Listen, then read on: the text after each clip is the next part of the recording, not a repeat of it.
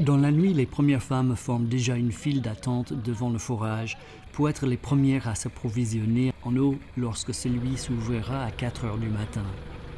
Le souci majeur en Afrique demeure l'eau.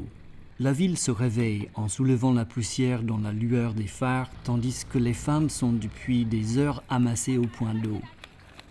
Au lever du soleil, d'autres femmes y sont encore et ce va-et-vient se poursuit jusqu'à tard dans la nuit.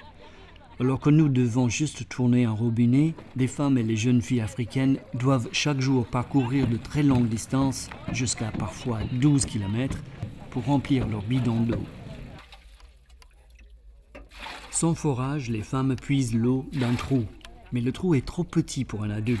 C'est donc les jeunes filles qui, au lieu d'aller à l'école, doivent aider leur mère à chercher de l'eau, même une eau sale d'un trou ouvert, source de maintes maladies. C'est pourquoi la Fondation Follero Luxembourg, aidée par ses partenaires locaux, détermine les endroits stratégiques pour y implanter des forages et des puits. Il faut trouver l'endroit accessible au plus grand nombre de femmes. La Fondation Follero Luxembourg implante environ 5 forages par année. Geneba Toloba bénéficie d'un forage financé par les dons de la Fondation Follero Luxembourg.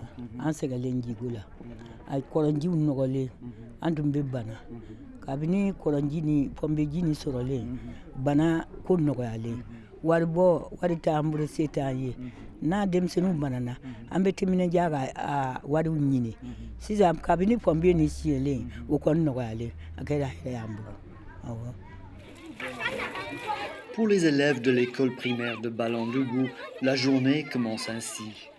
Grands et petits, ils doivent tous porter un bidon d'eau à l'école située dans la commune de Mandé, en périphérie de Bamako. L'eau apportée sert à la consommation propre des enfants, mais aussi à arroser le petit périmètre maraîcher que cultivent les écoliers.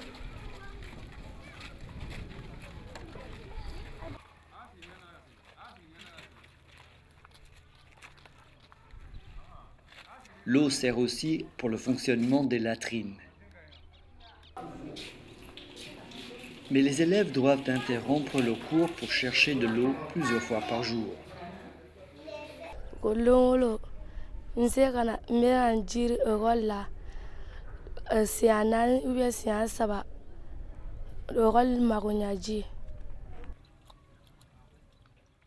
Le problème est que l'école n'a pas de forage et donc pas d'accès à l'eau potable pour les élèves.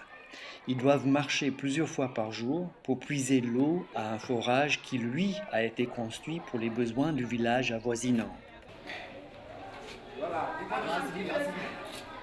Il nous faut une eau potable et cette eau potable pour assurer la santé des enfants et ceux des enseignants et éviter des maladies.